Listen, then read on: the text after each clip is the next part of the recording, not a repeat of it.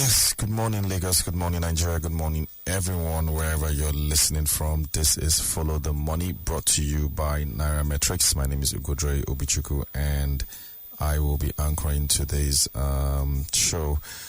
We start the week. We start today on a very somber mood. Over the weekend, a Nigerian corporate banking icon, somebody who a lot of us duly respect, somebody who we admire a lot for several accomplishments, died in a helicopter crash. I'm sure you all know by now. The group managing director and CEO of Access Holdings, Access Corporation, Herbert Wigwe, died over the weekend. Wow, it was pretty somber. No one expected this at all, such bad news that has happened, and we commensurate with the board, management, and staff of Access Bank. Not just him, he also died alongside him was his dear wife, son, and also the former chairman of the NGX, Bimbola Ngombanjo. They were all on that flight. I think there were 6 of them, including crew, and they all died, sadly. The entire, corporate world, as you would all know, is in a bad mood today, a sad mood today. Everybody's mourning, whether you're in the banking industry or insurance, or in the financial services sector in general, or even in the capital market. It's such a sour mood for us this week. But Herbert will be remembered for all the good things that he did. He was an amazing businessman. Of course, he was born on the 15th of August 1966,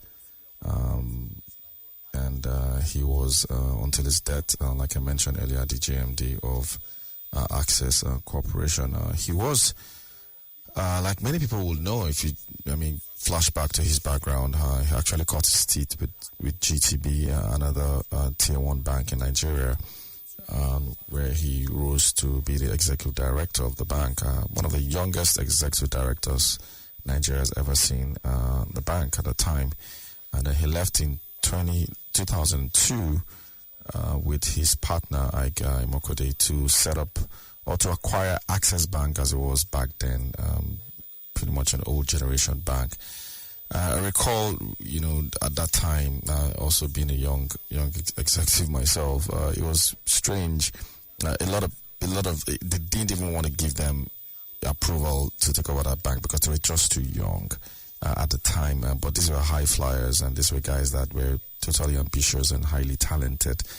Eventually, they granted them that license, and then they took over Access Bank as managing director and deputy managing director. Of course, Herbert Wigwe was the deputy managing director at the time. And then he was on there as a DMD until 2014, if I'm correct, when he took over as GMD. And then Ike also now had to step aside, as we like to say. Part of their, transition plan, when you have succession plan, as we often put it, and so he became the GMD from 2014, and then now basically started a new wave of growth expansion for that bank. Access Bank, typically, especially, I don't know if you've read Ike's book, they have always believed in inorganic growth, where they acquire companies to grow in size. And their ambition has always been to be number one, bank, or the most respected bank in Africa. And so that sort of drove every single thing that they did, at the time. And if you all remember, they acquired Intercontinental Bank in one of the most surprising acquisition at the time, because Intercontinental was, perhaps one of the largest banks in Nigeria back then, and much bigger than Access. At least that was the perception we had. But these guys, essentially took over the bank when no one expected. And then that sort of catapulted Access Bank into a tier 1 bank at that time and a member of the FOLGAS. FOLGAS, of course, being First Bank, UBA, Access Bank, Zenith, and GTB. And so became the largest bank, one of the largest banks in Nigeria at the time. And so when Herbert came in, he simply just continued with their expansion plans, so their growth expansion plans. And then they acquired Diamond Bank. I'm sure you all recall that famous acquisition that was concluded in 2019. Acquired Diamond Bank, and that basically just made the bank the largest in Nigeria in terms of total assets. Today, total assets of Access Bank is in excess of, I think, 23 or so trillion, if I'm not mistaken. No bank comes close today in Nigeria in terms of total asset base, in terms of size. And of course, I mean, he's gone on to lead several other expansion plans outside Nigeria, acquired, assets in several other countries in Africa where Access Bank has presence. And from what I even gather, there are plans to even expand into the US as well. I think that's also one of the projects that he's been spearheading himself, because this guy was just ambitious and was focused on putting Nigeria on a global map when it comes to banking. Not just Africa, even within Nigeria, Access Bank also now grew into Access Corporation, of which he became the MD a couple of years ago.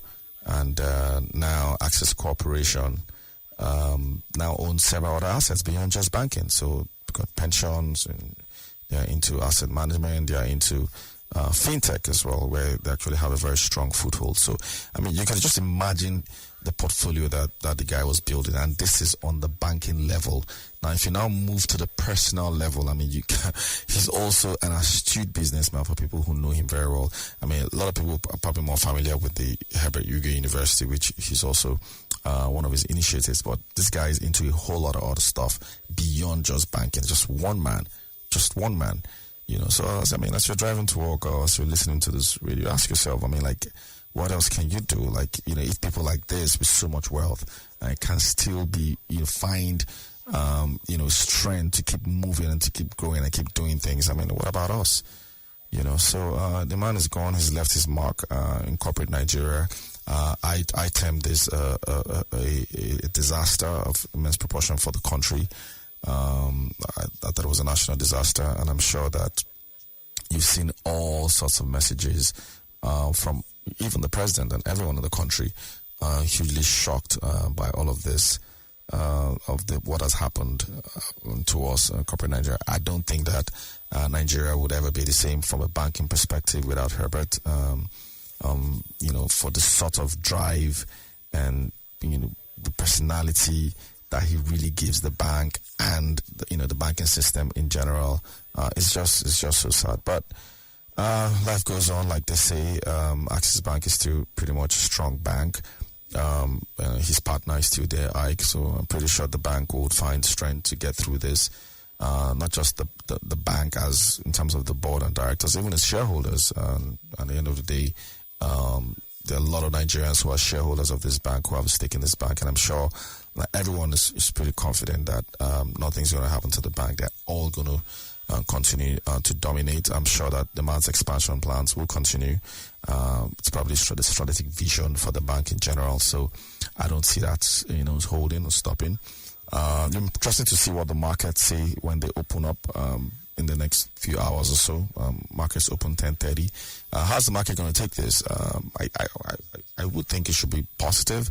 The bank announced also yesterday that there were already talks to get a new acting GMD. I mean, you can afford to have a vacuum for too long for such a huge corporation. I already said the bank is sitting on total assets of about 20-something trillion naira, which is about $20-something billion. So you can imagine. And this is also a bank that was just last week or last 2 weeks was in among the suit. That's the stocks worth over 1 trillion. So the bank, in terms of market capitalization, is worth valued at over $1 billion. Currently lower than that now, but of course you all know the gyrations of the stock market. So it's a large bank. Like I said, the largest in Nigeria when it comes to total assets. No bank comes close to Access Bank, and this is all the vision of Herbert Ugodre. So for all of us at Nairametrics, at Follow the Money show, we do commiserate with the board, management, staff, shareholders, and family members of staff as well, and his own immediate family members for this sad loss. We pray that God gives you all the strength to bear this loss. All right, we will take a short break and then we'll be back. Thank you.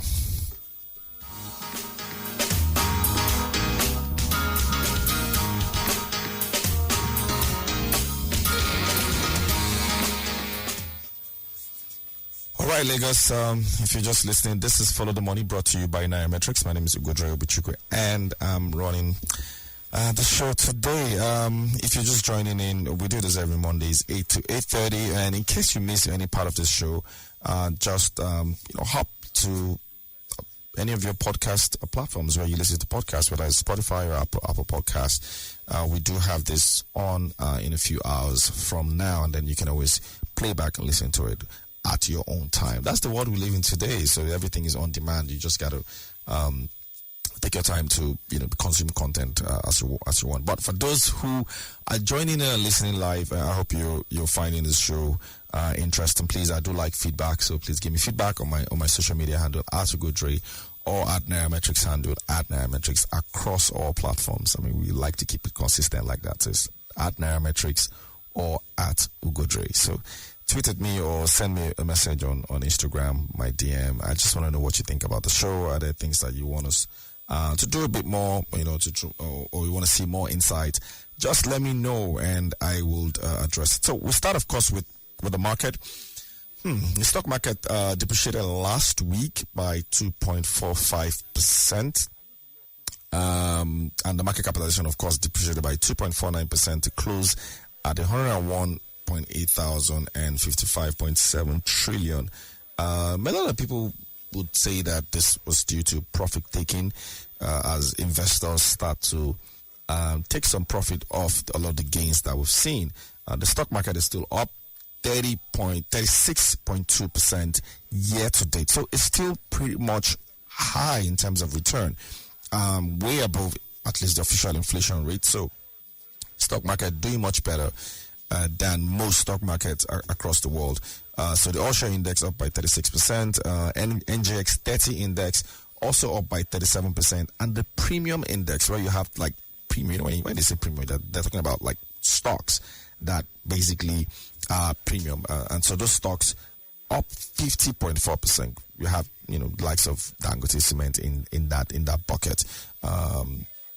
Zenith Bank in that bucket. So those heavyweight MTN, those heavyweight companies, you have them in that bucket and they're up 50%. So if you own a bucket of those stocks, if you bought them in January, go check your portfolio, you're probably up 50%. And if you own them maybe since last year, you're probably up as well, because these stocks have basically been flying. And even the insurance index, the insurance stocks that tend to struggle a lot, is also up 27.9% year to date. So quite interesting. And then another index that interests me is the NGX Afri Dividend Yield Index. So that is an index that speaks to companies that pay dividend, right?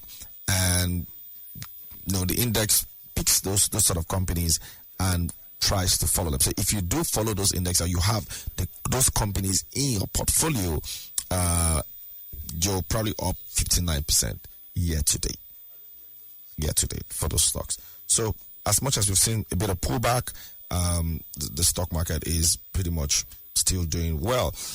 But I just want to speak a bit to that pullback. So why are we having a pullback? People would say it's because of profit taking. Yes, people who have made money over the last few weeks definitely want to take away some profits and then perhaps come back in. That's what tends to happen with some investors, especially short-term investors. But for long-term investors, they tend to want to hold on for as long as possible. In this market, like I've always said, you can take any view. You want to take short-term view, you want to take a long-term view. It all depends on you. But if you're taking a short-term view to stocks, then you always want to check your share prices every hour, like every hour until the market closes, because anything can happen. But if you're taking a long-term view, then maybe you don't want to like check it on a regular basis, like like those who take short-term view. But I tend to always say, look, in Nigerian stock market, taking a long-term view can be a little bit somehow, you know what I mean? Like, you can't always take long-term view. You don't want to just put your money in a stock and assume that the people that are running that company know what they're doing.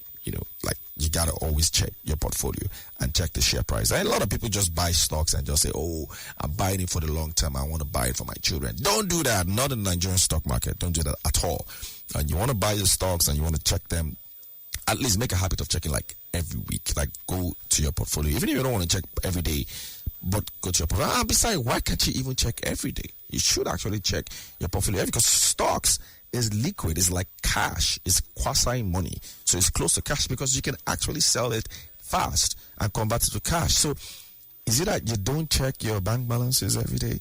If you check your bank balances every day, then you might as well check your portfolio every day as well. And that's the thing with stocks. So Nigerian stock market, a little bit of a dip last week.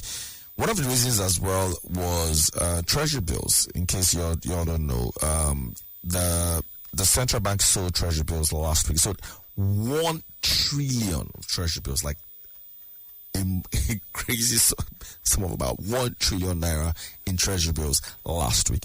And 1 year bill, which was oversubscribed expectedly, went from about 11% a week ago to 19%.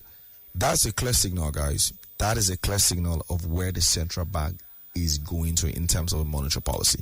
So they moved interest rate from 11% to 19%.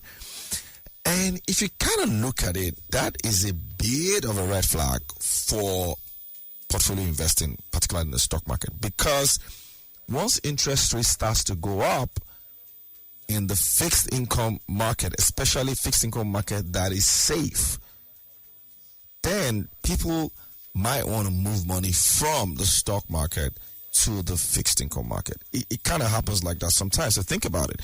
So you've gone from 11%, which was a low return, to 19% per annum, which is a long return. So a whole lot of portfolio managers put money on the 1 year bill and it was oversubscribed. In fact, the 90-day bill was way undersubscribed. I think they wanted 200 billion and they got maybe 30-something billion or so in terms of subscription. But the 1 year bill was way oversubscribed. And so the central bank eventually bought all of it at 19%. So why are they doing this? The thinking is that they want to push money, move money out of circulation. We had said it here on the show that Nigeria has over 77 or so trillion in money supply, and which is a huge amount of money for the economy, more than 25% of our GDP.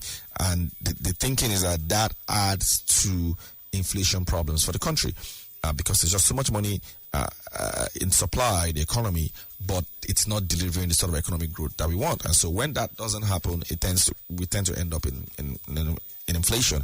And so this asset buying is likely going to continue, over the next, should I call it asset buying or selling of treasury bills? Yeah, selling of treasury bills is likely to continue over the next few weeks, if not months, at this sort of rate. Now, when they buy at about 19% interest rate, they're also sending the signal to foreign investors that, look, hey, you can bring your money in here and get 19%. And by the way, we have some exchange rate policies that were put in place.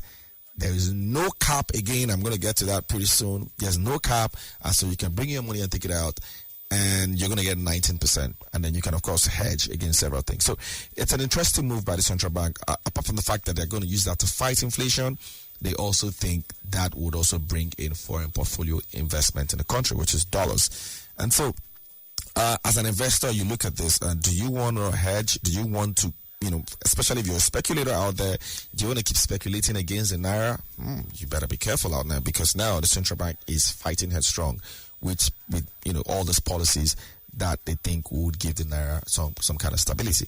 And of course, if you're going to stock market as well, especially if you're a short-term investor, you want to be careful right now and invest in stocks that have a strong moat, stocks that have security. There's some stocks out there that, regardless of what happens, they don't experience as much volatility as most other most stocks. So let me give you an example. Banking stocks tend to get a lot of volatility because they're highly liquid. So you're going to see a lot of pullback from bank stocks during this period. So we go right into a lot of the circulars that came out last week. I'm not going to go into every single one of the circular, but the one that caught my attention was the central bank saying that they have taken away the cap on pricing for interbank foreign exchange. So that sounds like we're now in, or we are gradually getting into a free float of the naira. They probably won't admit that's what they're trying to do, but that's what it sounds like, because now the market determines the exchange rate. So you're not going to allow people buy and sell dollars with a cap. That what used to happen in the interbank market. So if you wanted to sell dollars to your bank, the bank would not buy. Before now, they wouldn't be able to buy above 2.5% of the average rate. But now you can just walk to your bank and say, this is what I want to sell my dollar for. And if the bank thinks that it's a rate that is market driven and reflective of what is also out there, they will buy from you. So rather than go to the black market and sell your dollar at, let's say, 1,450, you can actually sell it at your bank at the same price. So that's basically what they're saying. Or if you want to buy dollars as well, so long as the bank has dollars, they will sell to you at that prevailing exchange rate. So it's pretty interesting to see how this works, because now there's going to be the lines between, like, it's a very, very thin line now between the official market and the black market. Very thin line, like very, very thin line. And in most countries, you tend to see a 5% premium between, of course, the parallel market and the official market. And that's pretty much expected, because the parallel market will likely be cash, and it's parallel, so it's kind of dark. So there's always a premium for things like that. But before, we used to have like premium of 25%, 30%, which is why people just basically forget about the official market and go to the parallel market. But now that line is thin, or probably even non-existent, and so the differential is very small. In fact, most of last week we saw the official market even higher than the parallel market, and so that's essentially what the central bank has done. Now, would that lead to a stronger naira? I don't know. I mean, but personally, I don't think so. It might give us some stability, which is fine. I've always said that's what we need as a country, to have exchange rate stability, not necessarily a stronger naira. I mean, I do want a stronger naira, but I don't think that's going to come anytime soon. Of course, the thinking is that by all this pushing out all these policies, people who have dollars in their bank or in their portfolio probably don't need to have that, keep those dollars anymore, because now you've taken away that arbitrage or that premium that black market people used to get. So you can as well just sell, and whenever you need dollars, you'd always buy. So, I mean, the thinking is that when that happens, then that might just impact on price. But we haven't really seen price move much. The exchange rate still closed about above 1,400 on Friday. Maybe we'll see what impact it's going to get for us this week. Now, who knows what other policies or what other circulars the central bank is also going to push out this week. But in a way, I think it's a good thing. I like some of these policies that the central bank is pushing. At least they're doing something. A huge departure from the central bank under Emefiele. Central bank under Emefiele thought that it was better to maybe curb demand, even though I've heard the current central bank also says something about Nigerians' demand for dollars is too high. Maybe we need to do something. Don't do anything about it. Leave the demand. That's not, just leave it alone. Emefiele tried it. It didn't work. So leave demand alone. Okay? You're not going to tell Nigerians what to do with their naira, whatever dollars they want to buy. It's their business. Just go fix supply. Just make sure we have supply. And of course, on the supply side, people always tend to say, look, we like to buy dollars a lot, but we don't export a lot of things. So the message the CBN is sending right now is that since you guys like demand a lot, and we don't think that we're going to curtail your demand, we're not going to defend the naira. So what it means is that whatever price you get is what it is. So if there's a lot more demand than supply, then typically the exchange rate will depreciate. That's what happens. So the central bank, I'm sure, will try to fix the supply issues, and that is why you're seeing interest rate at 19%. They're going to do all that they can do from a monetary policy perspective to drive supply back in, but they've basically told you they're not going to hold on to fixing the price. And in a way, it's a good thing. Like most economists will tell you, there's something they call the impossible trilemma. So you can control interest rate, you can control exchange rate price and foreign investor inflow at the same time. And so you have to let go of them. So the central bank has let go of prices already. They've also, taken interest rate up. So we can only expect foreign investor inflow to come in. There's also an elephant in the room, which is the fiscal policies, the federal government as well. Federal government also needs to do a whole lot on its side. And there's not a lot that has been talked about from that area. Nigeria is still running a huge fiscal deficit, so that needs to be fixed. Until we close that gap, there's always going to be pressure on the exchange rate. And the CBN governor basically said that we need to also deal with fiscal issues, and then the economy actually needs to grow. You do need output growth. With output growth, then you can attract huge investor inflow. So it's still a long journey, painful one for that matter, but I think that appears like the CBN is on the path to something good. So let's just hope that this policy works for them. But of course, have one eye on the fiscal side. So that is, for me, for the exchange rate. And if you want more of this, you can go check my Instagram handle. I do have post videos occasionally.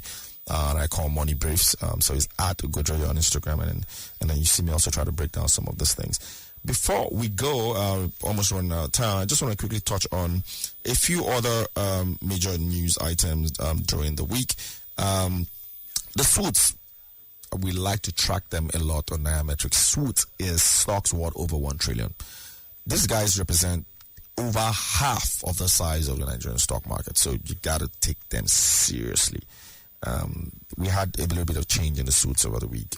We had Access Bank, UBA, Transcorp, and First Bank out of suits because they all fell below the 1 trillion market cap. You got to be at 1 trillion market cap and above to be a member of the suit. And so for now, we still have the likes of Gerigo Power in there. We have the likes of Dangote Cement, Boa Foods, Seplat. Those are the guys that are currently in there. As so Dangote Cement is in a category of his own because he's worth over 10 trillion naira as a member of the suit. Also in the news, Bitcoin for Bitcoin enthusiasts, Bitcoin hit 46,000 during the week, and so people who have held Bitcoin for this long should be happy that they are seeing their investment gradually go back up to what it was like a few years ago before that crash. Interesting things going on in that space. I think I'm going to dedicate one of these maybe one of these weeks or one of the shows I'll dedicate to Bitcoin. I'll probably do it on my morning brief, and let's just talk a little bit about our market and what's going on there. Is it something that we should all be pushing for, or we should all pay more attention to? I do think so. And what's interesting is that a lot of young Nigerians tend to see that market as or that Bitcoins itself as something that they want to be a part of. For a lot of people, what I learned they do now is they basically just take their naira and then convert it to stable coins, which is a cryptocurrency, and then just keep it there. And then that way they think they have a hedge against currency depreciation. Pretty much interesting. And now that Bitcoin is rising, you're going to see a lot of this happen. I think there's also some regulation coming up as well, or some circular coming up that will address some of these things. But very interesting space to watch in the coming days and weeks. So that is my show for today.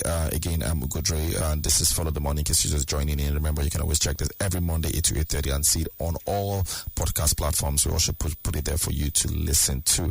Yes, we also do have a masterclass coming up this week. So if you want to really understand macroeconomics indicators as it affects your business, do check our website or any of our handles for how you can access that masterclass. It takes place Thursday and Friday, and I'm going to be moderating. I'm going to be facilitating that masterclass. You don't want to miss it. So that is it for this week. Thank you for listening, and until we meet again next week.